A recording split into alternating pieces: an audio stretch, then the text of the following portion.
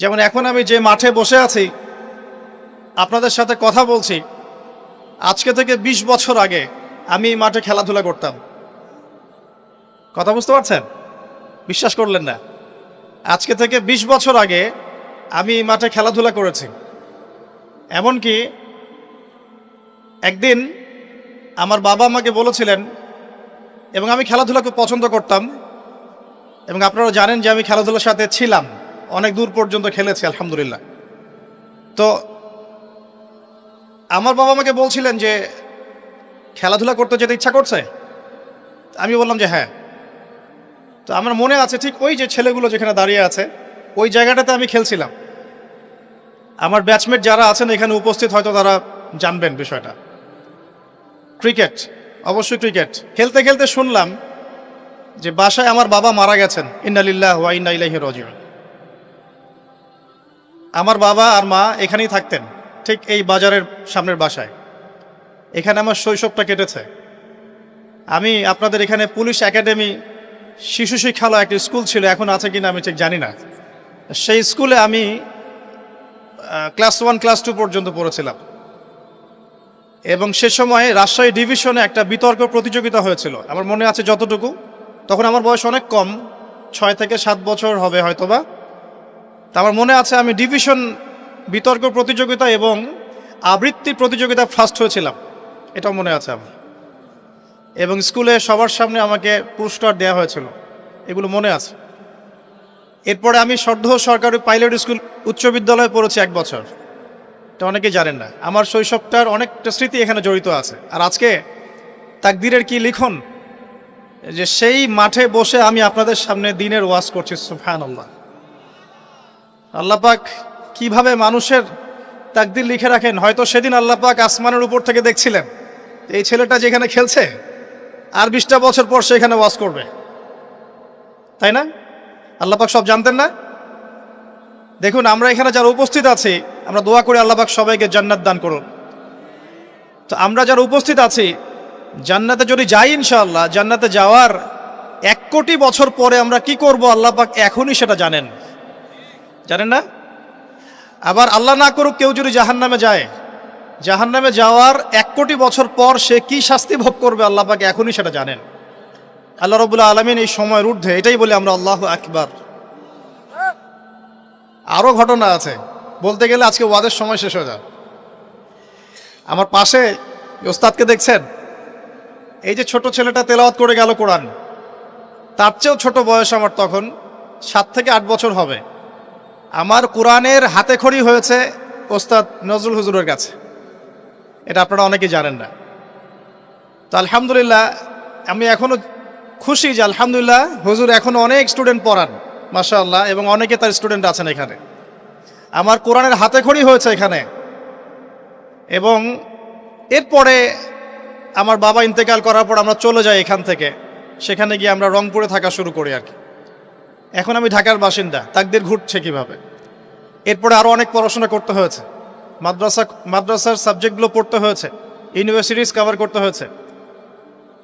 বিগত প্রায় 10 বছর থেকে আমি মোটামুটিভাবে 14 থেকে 15 জন ওস্তাদ এর কাছে পড়েছি, 14 থেকে 15 জন। এই যে পড়ার পর আমি মনে করছি যে আমি ইসলামের কিছুই জানি না। আমার কাছে এখন মনে হয় ইসলামের জ্ঞান এত গভীর, যার মধ্যে কেবল ডুব দিয়েছি আমি, কোনো মণিমুক্তাও তুলতে পারি নাই। আমি কিভাবে আপনাদেরকে মণিমুক্তা দিব? আর এই পথে চলার সময় দেখেছি যে বাস্তবতা আর কোরআন সুন্নাহ এক জিনিস নয়। বাস্তব চলছে একভাবে, কোরআন সুন্নাহ বলছে আরেকভাবে, অনেক ফারাক। আমি চিন্তা শিখলাম যে দুনিয়া আর কোরআন সুন্নাহ একভাবে চলছে না। কোরআন এবং সুন্নাহ আমাদেরকে বলছে, কোরআন সুন্নাহকে হাতে নিয়ে আমরা প্রায় 1250 বছর এই বিশ্বটাকে শাসন করেছিলাম। আর আজকে বিগত 200 থেকে 300 বছর আমরা দেখছি আমরা শাসিত। মানুষ আমাদেরকে উঠতে বললে উঠি, বসতে বললে বসি। আল্লাহ পাক সুদকে হারাম করেছেন, সারা বিশ্বে এখন সুদভিত্তিক ব্যাংকিং সিস্টেম চলছে, সবখানে সুদী এনজিও চলছে। আল্লাহ পাক কোরআন সুন্নাহয় বলছেন মুহাম্মাদুর রাসূলুল্লাহ, মুহাম্মদ সাল্লাল্লাহু আলাইহি ওয়াসাল্লাম সর্বশেষ রাসূল। আমরা দেখছি সমাজে এমন মানুষও বের হয়েছে বলছে মুহাম্মদ সাল্লাল্লাহু আলাইহি ওয়াসাল্লাম শেষ নবী নন, আরও নবী আসতে পারে। আছে না এমন মানুষ? আচ্ছা, কত পার্থক্য কোরআন এবং সুন্নাহর সাথে বাস্তবতার। এটা এই কোরআন সুন্নাহর জ্ঞানে ডুব না দিলে আপনি বুঝতে পারবেন না। কত ফিতনা। আল্লাহ পাক বলেন ওয়া'তাসিমু বিহাবলিল্লাহি জামিআ, তোমরা একত্রিত থাকো, আল্লাহর রজ্জুটাকে শক্ত করে ধরো, ঐক্যবদ্ধ থাকো। বাস্তবে দেখছি ঐক্যের বালাই নাই আমাদের মধ্যে, ঐক্যের কোনো বালাই নাই। আমরা নিজেদের মধ্যেই, নিজেদের ঘরানার মধ্যেই শত শত দলে বিভক্ত হয়ে গেছে, আমাদের শক্তি হারিয়ে গেছে। তরুণ প্রজন্ম, আমরা বিকেলে ক্যাডেট কলেজে গিয়েছিলাম। আলহামদুলিল্লাহ, আপনাদের প্রতি আমার একটা রিকোয়েস্ট আছে। আমি আপনাদের সন্তান, এখানে আমি শৈশব কাটিয়েছি, আপনাদের প্রতি আমার হক আছে, ঠিক যেমন আমার প্রতি আপনাদের হক আছে। একটা কথা মাঝখানে ভুলে গেছে, আমার মাও এখানে পড়াশোনা করেছে। এই যে কলেজের মাঠে আমি লেকচার দিচ্ছি, এই কলেজ থেকে আমার মা ডিগ্রি পাশ করেছে, বুঝতে পারছেন? অনেক স্মৃতি আছে। তো যাই হোক, আমি আপনাদের কাছে প্রত্যাশা করব যে আমরা চাই সারদাতে একটা উন্নত মানের যুগোপযোগী একটা মাদ্রাসা করতে। আপনারা কি সহযোগিতা করবেন? যদি আপনারা শ্রম দিয়ে, অর্থ দিয়ে, জায়গা দিয়ে, পরামর্শ দিয়ে সহযোগিতা করেন, আমার খুব ইচ্ছা আমি আমার ওস্তাদকে একটা মাদ্রাসা করে দেবো ইনশাআল্লাহ। আমার পক্ষে তো চালানো সম্ভব না, কারণ আমি ব্যস্ত থাকি। আমার জীবনটা মুসাফিরের মতো, আজকে এখানে কালকে ওখানে। এই যে এখন এখানে বসে আছি, রাত 10টায় সময় দেওয়া আছে চাঁপাইনবাবগঞ্জ। এগুলো তো মানুষ বোঝে না। আর আপনাদেরকে কষ্ট দিয়ে তাদের মন রক্ষা করতে পারছি না, তাদেরকে কষ্ট দিয়ে আপনাদের মন রক্ষা করতে পারছি না। মানুষ বোঝে না যে আমরা কত কষ্টের উপরে থাকি। এই পথটা এত সহজ নয়। আমি নভেম্বর মাসে বাসা থেকে বের হয়েছি, এর মধ্যে কয়েকবার হয়তো বাসা যাওয়ার সুযোগ হয়েছে, এখন পর্যন্ত রাস্তাতেই সময় কাটছে। আজকে এখানে তো কালকে ওখানে, আবার আজকে রাত্রে চলে যেতে হবে ঢাকা, কালকে গাজীপুর প্রোগ্রাম। এভাবে চলবে মার্চ মাস পর্যন্ত। রমজান মাস আসলে আমি রিল্যাক্স, রমজান আসলে আমি শুকুর গুজার করি, আলহামদুলিল্লাহ রমজান আসছে, এখন বাসা থাকতে পারবো। তো আমি এখানে থাকতে পারবো না, এই প্রতিষ্ঠান হয়তো আমি চালাতে পারবো না, কিন্তু আমি সিলেবাস, পরামর্শ, ফাইন্যান্স যা যা করার সব কিছু করে আমার ইচ্ছা আপনাদের এখানে একটা সবচেয়ে উন্নত মানের আধুনিক যুগোপযোগী একটা মাদ্রাসা প্রতিষ্ঠা করার। আপনারা কি সহযোগিতা করবেন? আল কোরআনের আলো, ইসলামের আলো, কোরআনের আলো। আর আমি গতানুগতিক যে চিরায়ত সিস্টেম, এর বাইরে চিন্তা করতে চাই। যেমন আমরা শুধু এককেন্দ্রিক শিক্ষা শিখব না, আমাদেরকে জেনারেল এবং ইসলামিক উভমুখী শিক্ষা সমন্বয় করতে হবে। এই যুগে যদি কোরআন সুন্নাহকে কেন্দ্র করে বিশ্বকে শাসন করতে হয় বা বিশ্বকে চ্যালেঞ্জ করতে হয়, তাহলে এককেন্দ্রিক জ্ঞান যথেষ্ট নয়। আপনাকে জ্ঞানের ক্ষেত্রে ভার্সেটাইলিটি আনতে হবে। এবং আমি চেষ্টা করব ইনশাআল্লাহ একদম শুরু থেকেই, বাচ্চা থেকে যেন দাওরা পর্যন্ত প্রত্যেকটা ক্লাসে জেনারেল এবং ইসলামিক শিক্ষার একটা সমন্বয় থাকে। আল্লাহ পাক তৌফিক দান করুন। এবং আমার ইচ্ছা এই প্রতিষ্ঠানটার দায়িত্ব আমি আমার ওস্তাদকে দিয়ে দেবো ইনশাআল্লাহ। এটা হচ্ছে ছাত্র হিসাবে আমার ক্ষুদ্র একটা ঋণ পরিশোধের প্রচেষ্টা। আমি এখন আলহামদুলিল্লাহ কোরআনের অনেকটা অংশ মুখস্থ করেছি। যখন ওস্তাদ আমাকে পড়াতেন তখন আমি হাফেজ ছিলাম না, কিন্তু এখন আলহামদুলিল্লাহ আমার 84 বা 85টা সূরা মুখস্থ আছে আলহামদুলিল্লাহ। তখন আমার এটা ছিল না। তো এই যে সারা জীবন, এবং আমার কিন্তু স্টুডেন্ট আছে অনেক, এবং আমার কিছু প্রতিষ্ঠান গড়ে উঠেছে বাংলাদেশে আলহামদুলিল্লাহ। ঢাকাতে একটা, রংপুরে একটা, ইনশাআল্লাহ রাজশাহীতেও একটা হবে। আর আল্লাহ যদি চান তাহলে সমুদ্রের পারে কক্সবাজার, সেখানেও ইনশাআল্লাহ একটা প্ল্যান চলছে ইনশাআল্লাহ তাআলা। তো এখানে আরও কিছু কোর্স আমি লঞ্চ করার চেষ্টা করেছি, যেখানে একজন জেনারেল শিক্ষিত ভাই 1 বছরের মধ্যে ইসলামের বেসিক 6টা সাবজেক্ট শিখবেন ইনশাআল্লাহ তাআলা। আমি বলছি না আপনারা মুফতি মুহাদ্দিস হয়ে যাবেন, খালি বেসিক নলেজগুলো শিখবেন ইনশাআল্লাহ তাআলা। কোরআন, হাদিস, আকীদা, ফিকহ, ইসলামের ইতিহাস এবং রাসূল সাল্লাল্লাহু আলাইহি ওয়াসাল্লামের সিরাত, এই 6টা মেজর সাবজেক্ট আপনাকে শেখানো হবে 1 বছর ইনশাআল্লাহ তাআলা। 1 বছর পর আপনি ফিল করবেন যে 1 বছর আগে আপনি যা জানতেন 1 বছর পর আপনার জ্ঞানটা অনেক বেশি আলহামদুলিল্লাহ। এবং দাওয়া ট্রেনিং কোর্স চালু করতে হবে যাতে করে দায়ীদেরকে তৈরি করা যায়। এবং উভমুখী শিক্ষার সমন্বয় দরকার। আপনি যদি কোরআন সুন্নাহয় দক্ষ হন আলহামদুলিল্লাহ, কিন্তু সমসাময়িক জ্ঞানগুলো না থাকে, তাহলে আপনি কোরআন সুন্নাহকে হাতে নিয়ে পশ্চিমা বিশ্বকে চ্যালেঞ্জ করতে পারবেন না।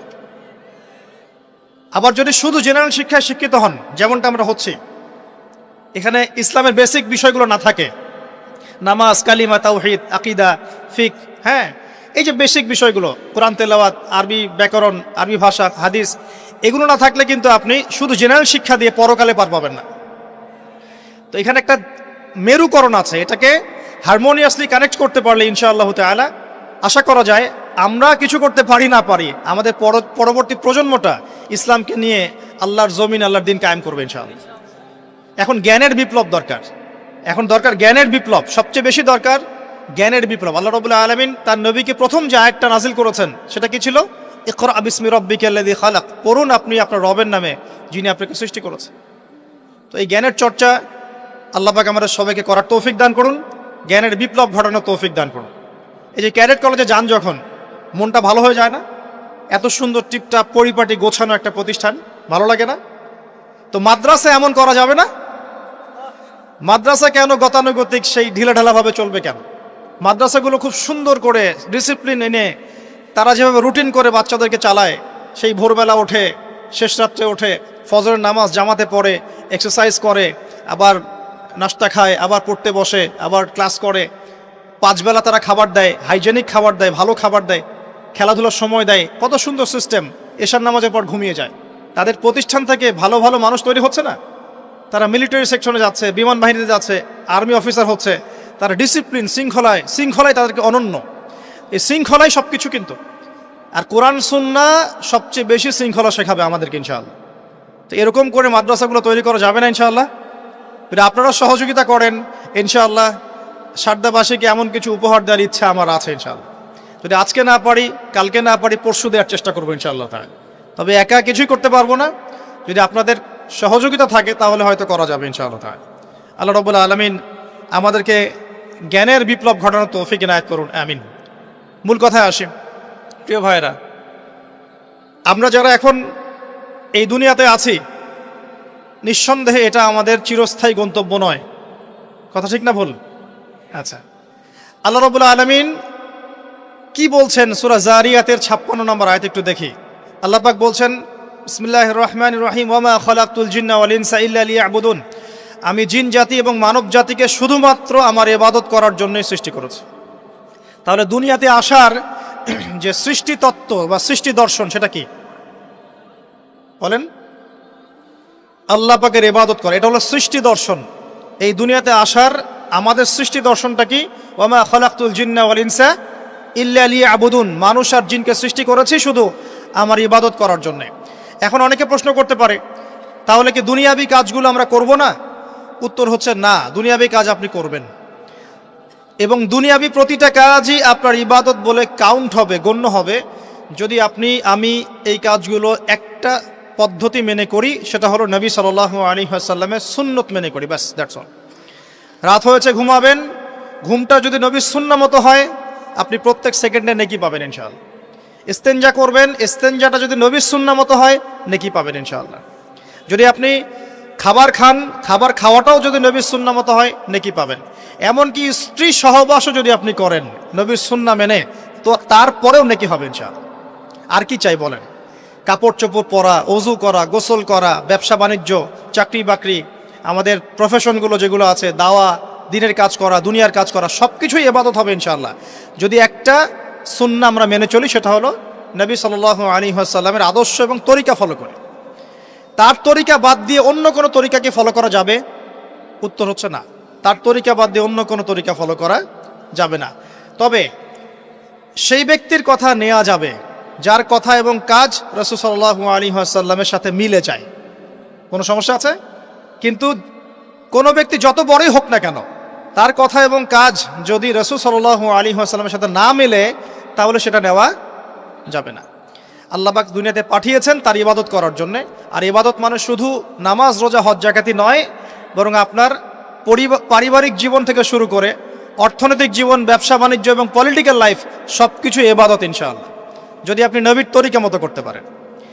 এখন একটা প্রশ্ন আসবে, এই ইবাদতটা কি আমরা শুধু ব্যক্তি জীবনেই করব, ইবাদতের জীবনেই করব, না পুরো জীবনে করব? এখন এই দাওয়াতটার খুব বেশি প্রয়োজন। আমরা অনেকেই নামাজ পড়ি কিন্তু সুদও খাই, আছি না? নাই? অনেকে তাহাজ্জুদ পড়েন কিন্তু ঘুষ খান, আছেন না? অনেকে মাশাআল্লাহ দান সদকা করেন, ভালো কাজও করেন, আবার বেপরদায় চলেন, এমনটা আছে না? এখানে বুঝতে হবে যে ইবাদত মানে শুধুমাত্র নামাজ, রোজা, হজ, যাকাতি নয়, বরং ইবাদত মানে আপনার জীবনের প্রতিটা ক্ষেত্র ইবাদত ইনশাআল্লাহ তাআলা। যখন আপনি নামাজ, রোজা, হজ, যাকাত করছেন, তাসবিহ, তাহলিল, জিকির, আজকার করছেন, এগুলো ইবাদত হচ্ছে আলহামদুলিল্লাহ। একই সাথে যখন আপনি ব্যবসায় আসবেন তখন মাপে কম দেওয়া যাবে না, তখন পণ্যে ভেজাল দেওয়া যাবে না, তখন আপনি মিথ্যা কসম খেয়ে পণ্য বিক্রি করতে পারবেন না, তখন আপনি মজুত করতে পারবেন না, কৃত্রিম সংকট তৈরি করতে পারবেন না। এখানেও আপনাকে সুন্নাহ ফলো করতে হবে। যদি এখানে গিয়ে আপনি রাসূলের সুন্নাহ ফলো না করেন, আল্লাহর বিধান আপনি না মানেন, তাহলে ইবাদত বন্দেগীর জীবনে লা ইলাহা ইল্লাল্লাহ থাকলেও ব্যবসা বাণিজ্যের জীবনে লা ইলাহা ইল্লাল্লাহ নাই। আমার কথা কি বোঝা যায়? একটু হলেও কি বোঝা যায়? আচ্ছা, আবার পারিবারিক জীবনে গেলেন, সেখানে আপনার সন্তান নামাজ পড়ছে না, আপনার মেয়েরা পর্দা করে না, স্ত্রীরা পর্দা করে না, তাহলে পরিবারের জীবনে লা ইলাহা ইল্লাল্লাহ মুহাম্মাদুর রাসূলুল্লাহ কিন্তু নাই, ইবাদতের ক্ষেত্রে আছে। আবার আপনি সমাজ জীবনে গেলেন, এখানে আপনি আল্লাহর বিধানকে পাশ কাটিয়ে বা আল্লাহর বিধানকে বাদ দিয়ে পশ্চিমাদের বিধান চর্চা করছেন, তার মানে এই জীবনে কিন্তু লা ইলাহা ইল্লাল্লাহ নাই। তো লা ইলাহা ইল্লাল্লাহ মুহাম্মাদুর রাসূলুল্লাহ কি শুধুমাত্র নামাজেই, না পুরো জীবনে পালন করতে হবে? এটাই হচ্ছে সেই আয়াতের ব্যাখ্যা। আল্লাহ পাক বলছেন উদখুলু ফিস সিলমি কাফা, তোমরা পরিপূর্ণরূপে ইসলামে প্রবেশ করো। এখন ইসলামে পরিপূর্ণ প্রবেশের মানে হচ্ছে জীবনের একটা ক্ষেত্রে নয়, জীবনের সমস্ত ক্ষেত্রেই কোরআন এবং সুন্নাহকে ফলো করতে হবে। আল্লাহ পাক আমাদের সবাইকে তৌফিক ইনায়াত করুন, আমিন। এখন এই ইসলাম ছাড়া কি অন্য কোনো দিন আল্লাহর কাছে গ্রহণযোগ্য হবে? আল্লাহ পাক কি বলছেন শুনুন। আল্লাহ পাক বলছেন ওয়া মান ইয়াবতাগি গায়রাল ইসলামি দীনান ফালা ইউকবাল মিন, কেউ যদি ইসলাম ছাড়া অন্য কোনো দিন তালাশ করে, কোশ্চিন কালেও সেটা আল্লাহর কাছে কবুল করা হবে না। কোনটা কবুল করা হবে? আল্লাহ পাক বলছেন ইন্না দীনা ইনদাল্লাহিল ইসলাম, আমার কাছে, আল্লাহর কাছে, নিশ্চয়ই আল্লাহর কাছে একমাত্র গ্রহণযোগ্য দিন হচ্ছে কি? বলেন ইসলাম। তাহলে ইসলাম আল্লাহর কাছে একমাত্র গ্রহণযোগ্য দিন, এটা বাদ দিয়ে অন্য কোনো দিন কবুল হবে না। কেউ যদি তালাশ করে তাহলে সে ক্ষতিগ্রস্ত হবে। এবং এই ইসলামের মূল ভিত্তি হচ্ছে কোরআন এবং সুন্নাহ। এবং এই কোরআন সুন্নাহকে আমরা শুধু জীবনের এক ক্ষেত্রে বাস্তবায়ন করলে হবে না, সামগ্রিক জীবনে বাস্তবায়নের চেষ্টা করতে হবে। আল্লাহ পাক সবাইকে তৌফিক ইনায়াত করুন, আমিন। এবার আসেন যে এর ভিত্তিগুলো কি কি। এটা আমরা পাবো অন্য একটা হাদিস থেকে, যখন জিবরাইল আলাইহিস সালাম সরাসরি মানুষের রূপ ধরে মানুষের সামনে এসে নবীকে জিজ্ঞাসা করছেন যে ইয়া মুহাম্মদ সাল্লাল্লাহু আলাইহি ওয়াসাল্লাম আখবিরনি আনিল ইসলাম, আমাকে ইসলাম সম্পর্কে বলুন। নবী সাল্লাল্লাহু আলাইহি ওয়াসাল্লাম বলছেন আল ইসলাম, ইসলাম হচ্ছে আন তাশহাদা আল্লা ইলাহা ইল্লাল্লাহ ওয়া আন্না মুহাম্মাদান আবদুহু ওয়া রাসূলুহু। ইসলামের প্রথম পিলার হচ্ছে তুমি সাক্ষ্য দিবে আল্লাহ ছাড়া কোনো মাবুদ নাই এবং মুহাম্মদ সাল্লাল্লাহু আলাইহি ওয়াসাল্লাম আল্লাহর বান্দা এবং রাসূল। 2 ওয়া আন তুকিমাস সালাত, তুমি সালাত কায়েম করবে।